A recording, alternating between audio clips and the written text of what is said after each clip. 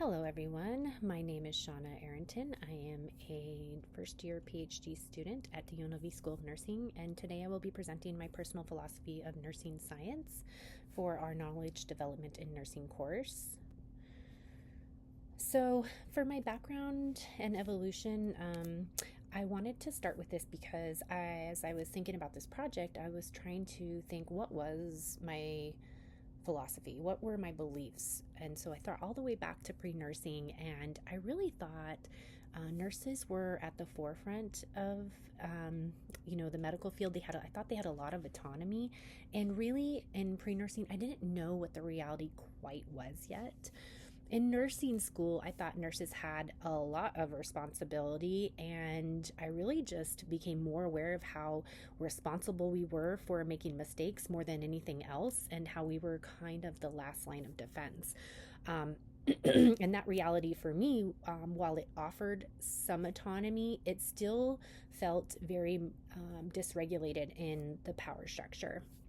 As a registered nurse, I realized that I actually was very responsible for everything, and I did feel that dysregulation in power. In fact, I had more power and more responsibility. But then I started to realize that the nursing profession is a collaborative profession. And I don't know if it was due to my unit, because my unit was so great, but we really worked with the providers, the respiratory therapist, dietitians. Everybody was very collaborative. And so it was a shared power on our unit. And I realized that was something I was very much a fan of, and I felt like it was wonderful because we engaged in dialogue, we had shared decision making, we really promoted autonomy for that patient, and the other providers, we all provided autonomy in all of our professions because we really trusted that we all had the best interest in mind. And so for me, that was really great. And as an APRN, then I felt that power shift again, where I felt, again, I'm responsible for everything. And now I felt that power dynamic that was difference between me and my patients. I felt like they really trusted me and were counting on me to be the decision maker, and me to they have all of that power, right? But I knew that's not what I liked. I liked shared decision making. I liked collaborating. I wanted to encourage their autonomy. And as a PhD student, I also thought, as a PhD postgraduate nurse, as a researcher, I can see a different in the power dynamics, right? That I thought maybe the researcher is going to have more power than that participant, because that's typically what you hear of, right? We always hear that, that we make all the rules. Well, the reality is that there doesn't have to be. And what I discovered, through this course in the semester, is that, my personal drive and values have been at continuous battle with the patriarchal systems already in place, right? These have ranged from medical shows where I watched the nurses portrayed as a support staff, right? The hospital systems I worked in where nurses are not valued or appreciated for the work because it's considered women's work. And the curriculum that I was exposed to that focused heavier on evidence-based science versus lived experiences of patients.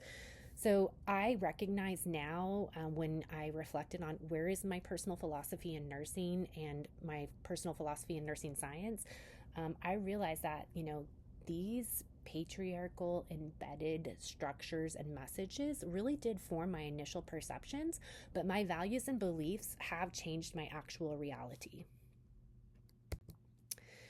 So I wondered, right, how do you choose one philosophy? How do you choose when you have so many beliefs and so many different things that make you, and so many exposures, right, and what outcomes that you want to see? So I came across this term, dialectical pluralism, and what I like about this is that it really kind of centers in on the fact that you don't have to choose just one philosophy or one theory or one way of thinking.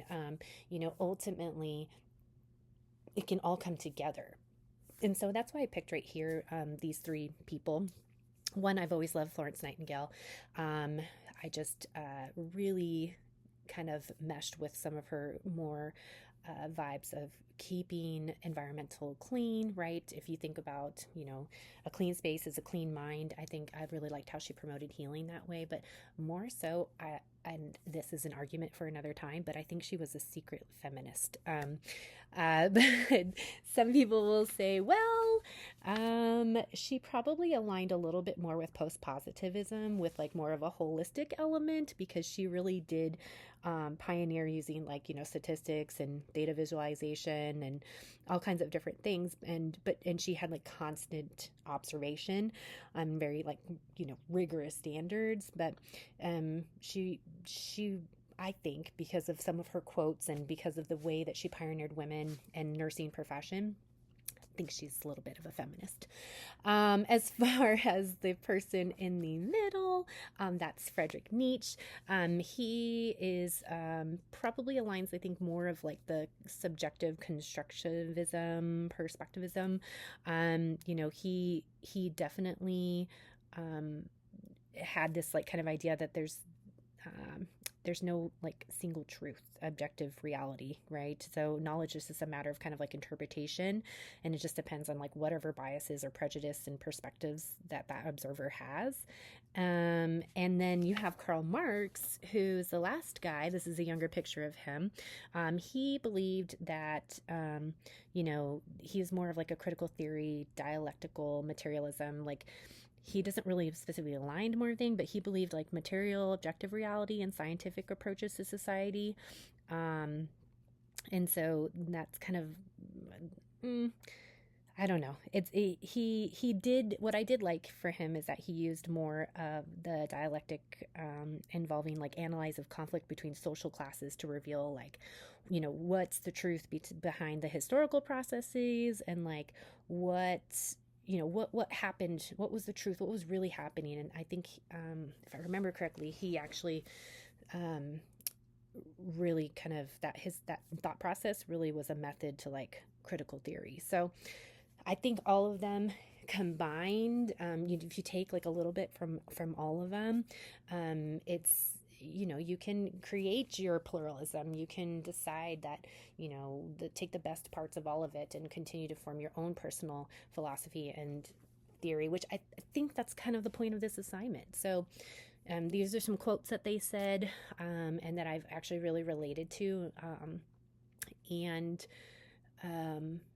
this is my opening quote for us who nurse. Our nursing is a thing, which unless in it we are making progress every year, every month, every week, take my word for it, we are going back. The more experience we gain, the more progress we can make. And that's something I resonate with, being here on my third degree, but also continuing nursing in all the different methods.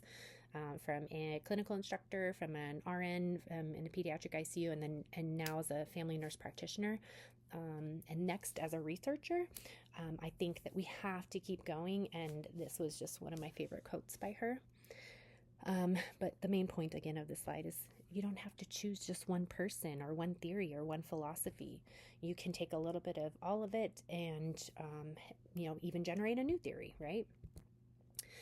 So here is a diagram of the critical social theory.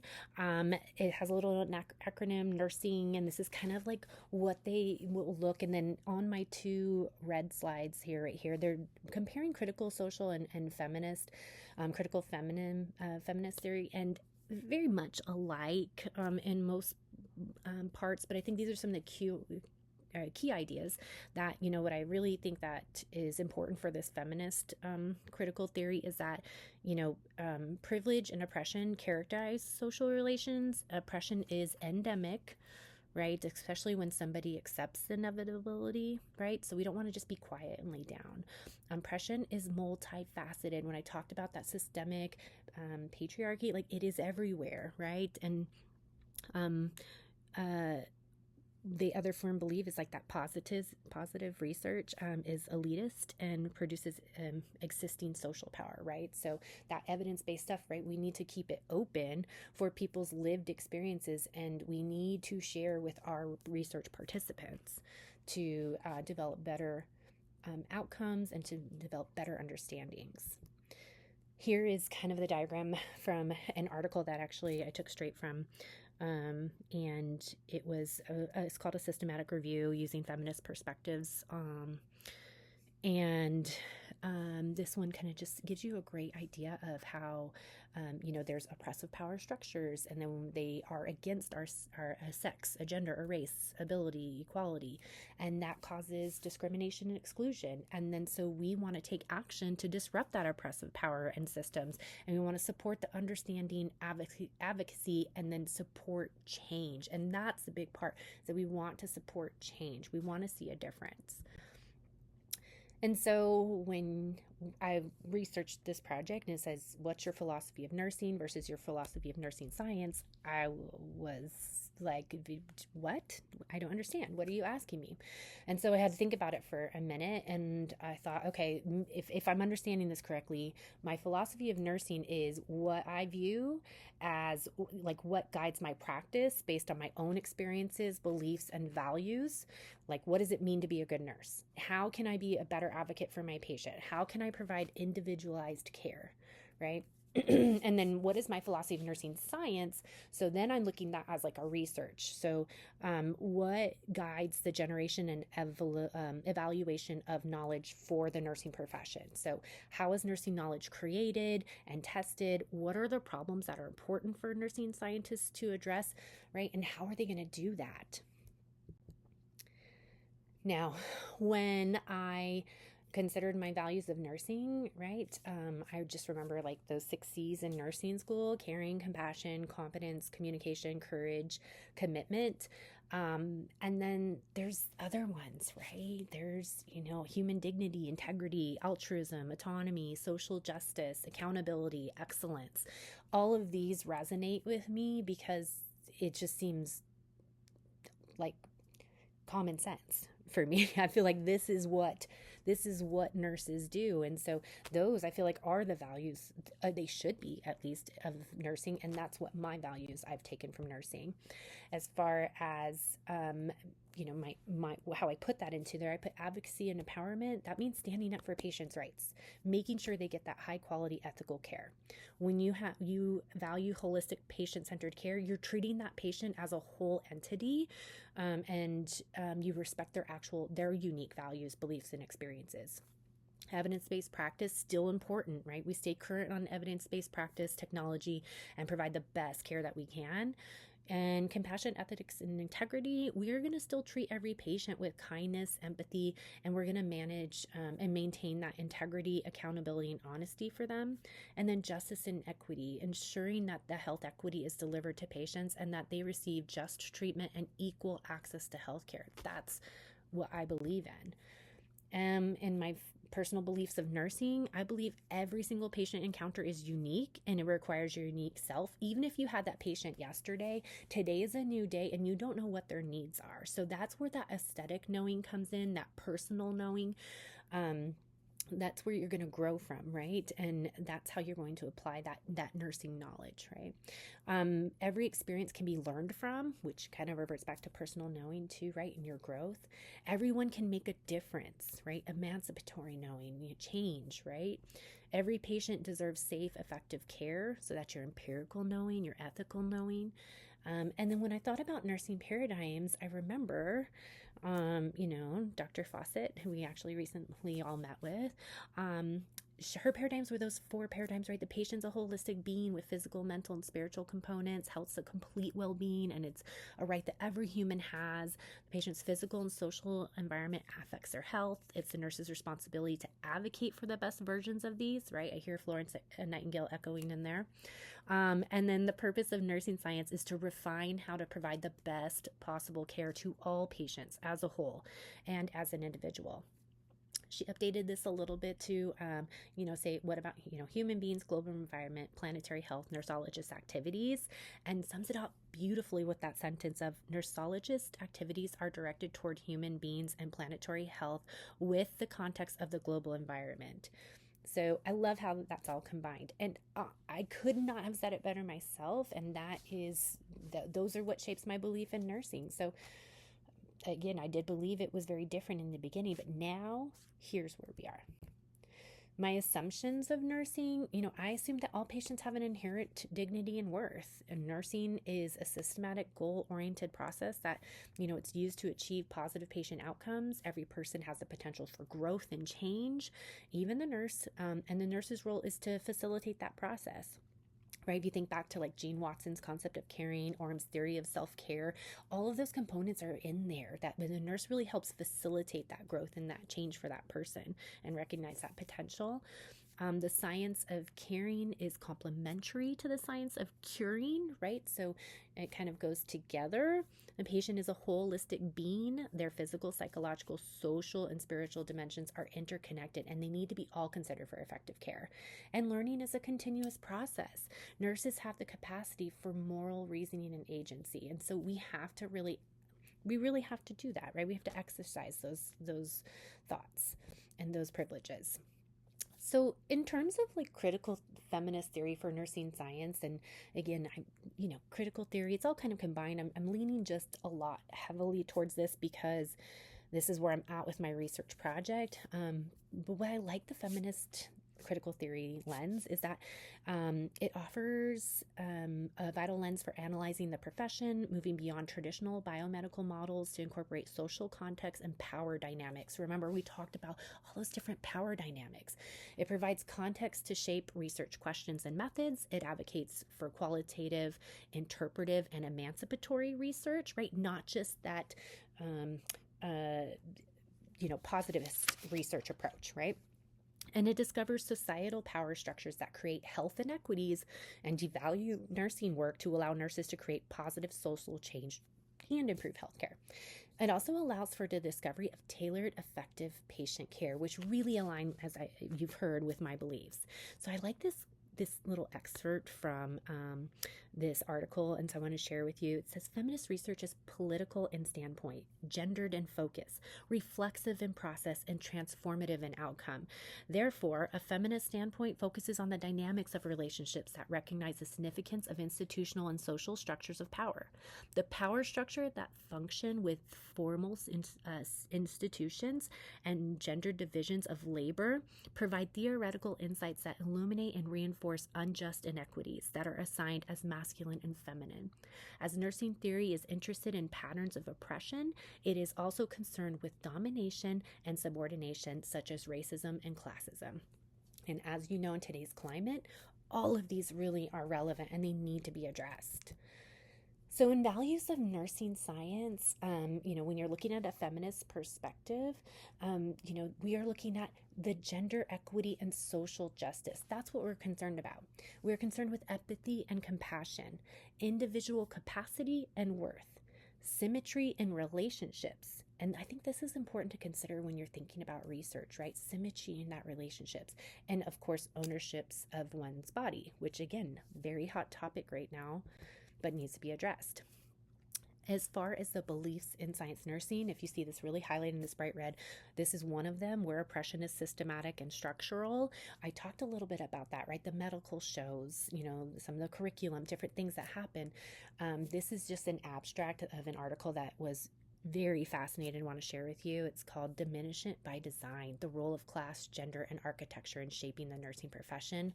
Must read. I know everyone makes fun of me for reading, but I promise it's great.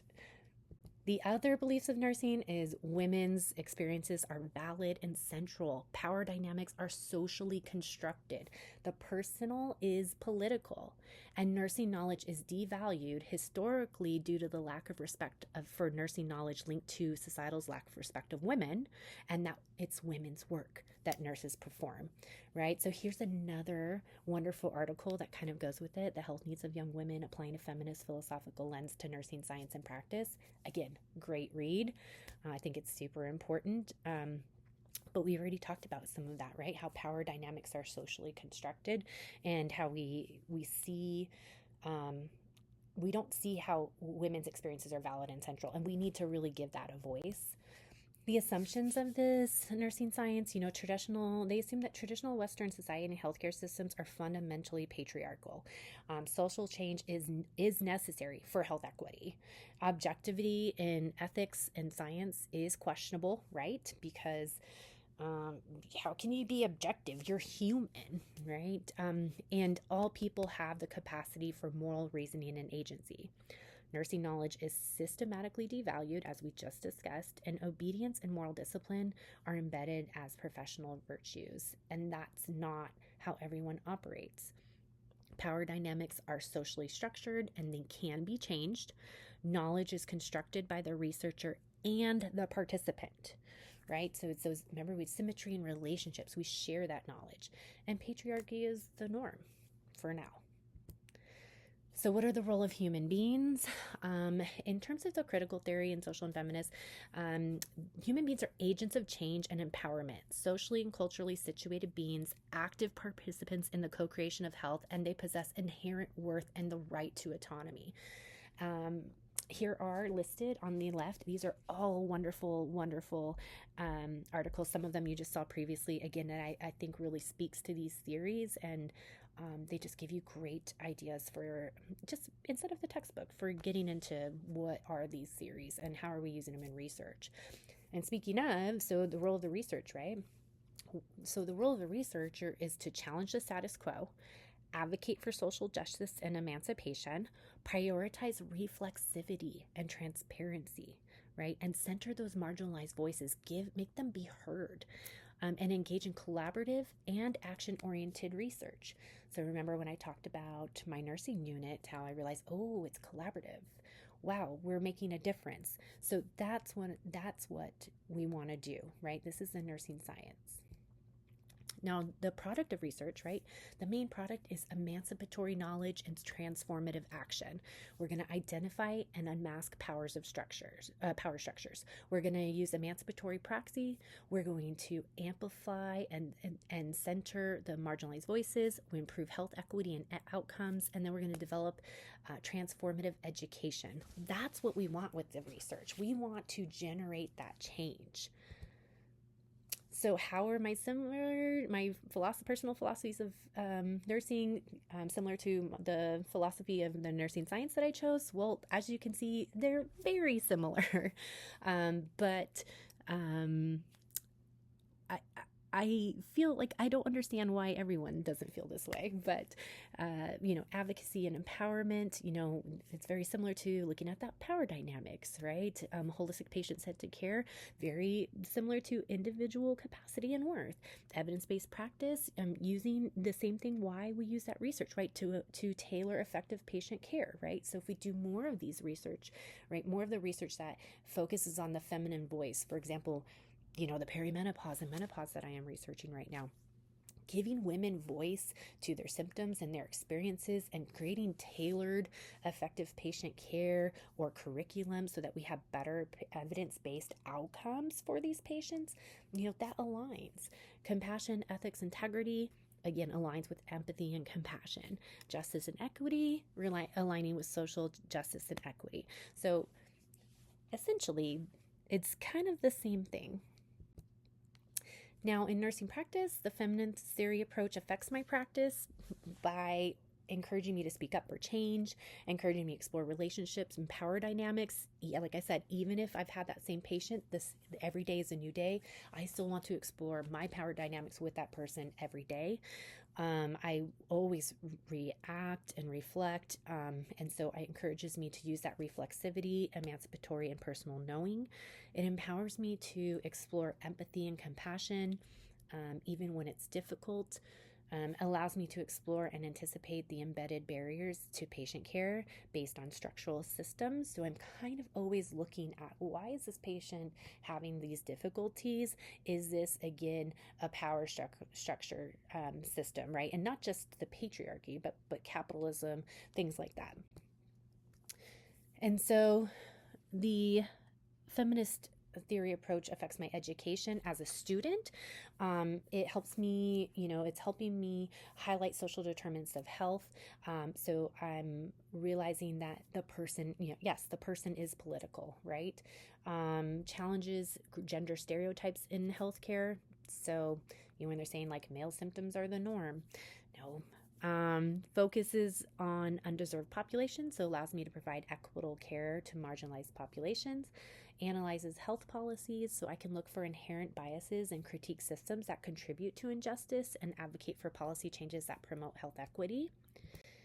And as an educator, it helps me use empowerment based learning. So I promote shared leadership with my students, open dialogue, consensus building to help to empower them and challenge authority constructively, and advocate for patients in hierarchical healthcare systems.